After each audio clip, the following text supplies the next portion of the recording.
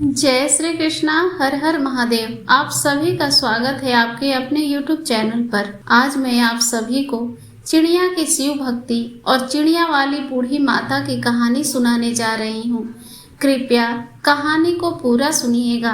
भक्तों, सावन के पवित्र माह में तो भगवान भोले शंकर का नाम ही काफी है, लेकिन शिव जी के भक्तों की कथा कहानी पढ़ने सुनने से भी भोलेनाथ अति प्रसन्न होते हैं। तो आइए काशी विश्वनाथ का नाम लेकर शिव भक्त की कथा सुने। एक गौरैया पक्षी का जोड़ा शिव मंदिर के पास वाले पेड़ पर रहा करते थे। सुबह शाम आरती पूजा पाठ उस मंदिर में होती तो वो दोनों चिड़िया मंदिर में आते और शिव जी की आराधना करते और घंटों बैठकर भगवान की भक्ति में लीन रहते। इतनी भक्ति करते कि आसपास की, तन मन की, अगल बगल की होश हवास भी नहीं रहती। जब पूजा होती, मंदिर की घंटी बजती, तब दोनों पक्षी आ जाते। उसके बाद अपने और बच्चों के लिए चारे पानी की व्यवस्था करते। यही इन पक्षियों का रोज का काम था।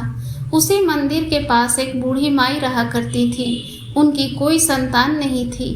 उनके आगे पीछे कोई नहीं था जो उनकी देखभाल कर सके। वो अकेले ही अपना जीवन यापन कर रही थी। उन बूढ़ी माँ को पक्षियों के प्रति बड़ा ही लगाव था। वह चिड़ियों से, पक्षियों से बहुत प्रेम करती थी। उनके लिए अपने छत पर हर रोज दाना पानी डाला करती थी। बूढ़ी माँ का ये रोज का काम था और वो दोनों चिड़िया जो शिव की भक्ति में लीन रहते थे, मंदिर से आकर बुढ़िया माई के छत पर जाकर दाना पानी चुगते और बच्चों के लिए भी ले जाते। इसी तरह उनका जीवन चल रहा था। उन बूढ़ी माई की वजह से उनका पेट भर रहा था और साथ ही वह निश्चिंत भगवान शिव की आराधना कर पा रहे थे। इसी तरह दिन गुजर रहे थे। एक दिन की बात है, वो बूढ़ी माँ बीमार हो गई और बिस्तर पकड़ ली।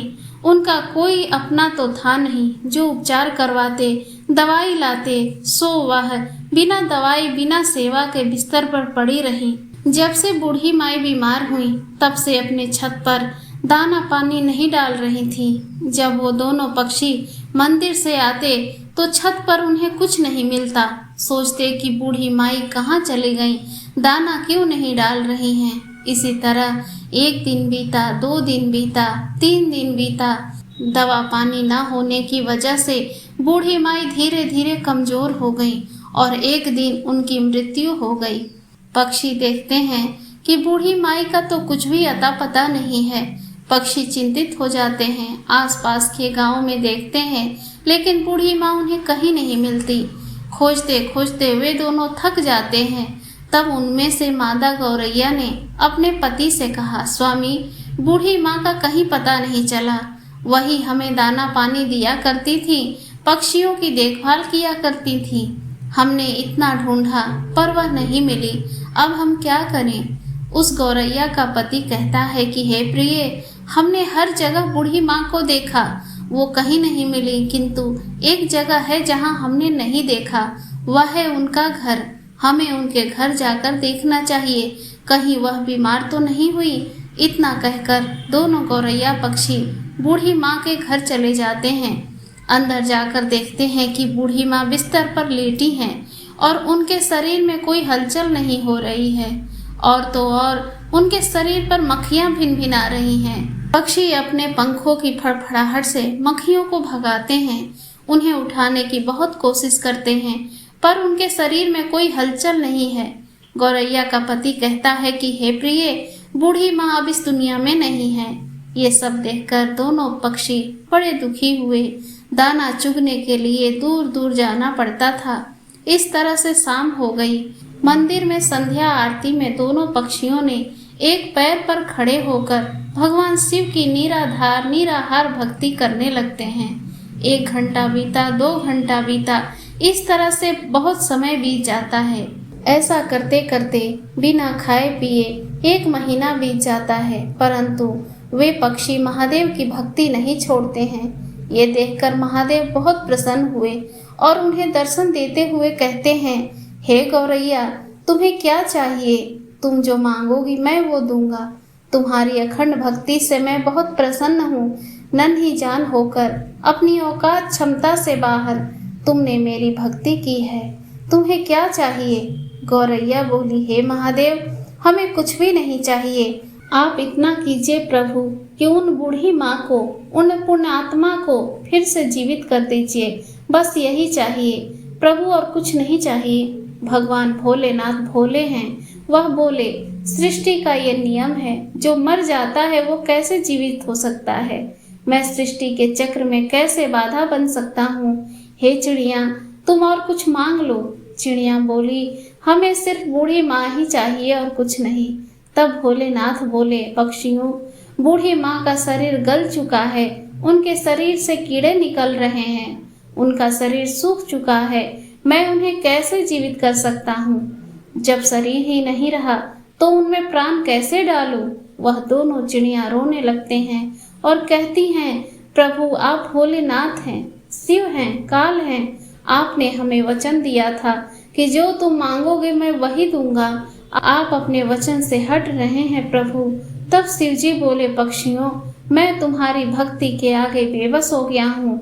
इसके बाद भोलेनाथ ने छत बिछत पड़े बूढ़ी माँ के शरीर को ठीक किया और उसमें प्राण डाल दिया। इस प्रकार वो बूढ़ी माँ जीवित हो गई। अपने सामने शिव जी को देखकर भावुक हो गई और कहती हैं कि हे भगवान शिव, आपके दर्शन मात्र से मेरे जन्मों जन्मों के पाप धुल गए। आपने मुझ भागन को दर्शन दिया। मैंने ऐसा कौन सा पुण्य कर्म किया था कि आपने मुझे फिर से जीवित किया? शिव जी कहते हैं, मैंने तुम्हारे लिए तुम्हें जीवित नहीं किया है, इन पक्षियों के लिए किया है।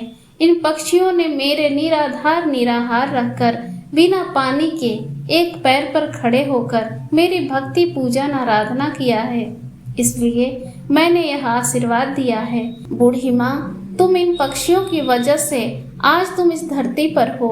वह पक्षी कोई दूसरे पक्षी नहीं है, ये वही पक्षी हैं जो तुम्हारे छत पर दाना चुगने आते हैं। इन गौरैया जोड़ों का धन्यवाद करो, इन्हीं की वजह से आज तुम हो। उन बूढ़ी माँ ने शिव जी को दंडवत प्रणाम किया। भगवान भोलेनाथ अंतर्धान हो गए। तब वह बूढ़ी माँ अपने छत पर दाना डालने लगी और गौरैया पक्षी जोड़ा छत पर आते, दाना खाते, पानी पीते। तब बूढ़ी माँ ने पक्षियों से कहा कि हे पक्षियों, तुमने भगवान शिव की बहुत आराधना की है, भक्ति की है। आज से तुम इसी घर पर निवास करो, मेरी आंखों के सामने ही रहो। बूढ़ी माँ की यह बात सुनकर पक्षी उनकी बात मान लेते हैं और उनके घर पर ही बच्चों सहित आकर रहने लगते हैं। ऐसे ही दिन बीतने लगे। बूढ़ी माँ ने भी अपना जीवन शिव भक्ति के लिए समर्पित कर दिया और बूढ़ी माँ की चर्चा चारों तरफ फैलने लगी कि एक बूढ़ी माँ है जो मरकर फिर से जीवित हो गई है। उनके पास अजीब सी शक्ति है। इसी तरह एक दो लोग बूढ़ी माँ के पास आने लगे जिन्हें कोई रोग दुख था। इसी प्रकार के लोग आने लगे। उनका दुख बूढ़ी माँ शिव जी का नाम लेकर पूजा पाठ कर देती, उनके दुख दूर हो जाते। धीरे धीरे लोग ठीक होने लगे। अब बूढ़ी माँ की ख्याति दूर दूर तक फैलने लगी। अब दूर दूर से लोग अपने तकलीफ़ों का इलाज कराने के लिए इसी प्रकार आने लगे। कुछ दिन बीत जाते हैं। कुछ दिन के बाद बूढ़ी माँ अपने ही घर में समाधि ले लेती हैं। आज इस समाधि पर एक भव्य मंदिर बना हुआ है जो कि गुजरात में है। चिड़िया वाले बूढ़ी माता के मंदिर के नाम से यह मंदिर विख्यात है। उस मंदिर पर आपको गौरैया पक्षी का जोड़ा आज भी देखने को मिलेगा। भक्ति करने पर, पूजा पाठ करने पर तकलीफ दूर हो जाती है, सब कुछ ठीक हो जाता है। दोनों उन पक्षी जोड़े ने अपने अखंड भक्ति से कैसे उस बूढ़ी माँ को जीवित कर दिया। भोलेनाथ की कृपा से जीवित बूढ़ी माँ लोक कल्याण करने लगी। हमें यह कहानी से यह सीख मिलती है कि हम चाहे जिस भी भगवान देवी देवता की पूजा करते हों, पूरी निष्ठा से करनी चाहिए। चाहे कितनी भी बड़ी मनोकामना हो, भगवान पूरी जरूर करते हैं। बस हमारी सोच निर्मल और परोपकारी होनी चाहिए। दूसरी सीख यह मिलती है कि हमें दूसरों पर आश्रित नहीं रहना चाहिए। वे दोनों पक्षी बूढ़ी माँ पर पूरी तरह से आश्रित हो गए थे। बूढ़ी माँ मर गई तो वह तिलमिला उठे, क्योंकि उन्हें रखा रखाया भोजन मिल जाता था। उन्हें दूर जाने की आदत ही नहीं थी। इसीलिए हमें परिश्रम करना चाहिए। अपने परिश्रम की कमाई से अपने बच्चों का लालन पालन करना चाहिए। बच्चों को भी अच्छे संस्कार मिलते हैं, क्योंकि वह अच्छी सीख देखते हैं। बच्चों को भी अच्छी सीख मिलती है। आज की कहानी यहीं तक है दोस्तों। भक्तों, यह कहानी आपको कैसी लगी कमेंट में ज़रूर बताइएगा। प्रेम से बोलिए भगवान भोलेनाथ की जय।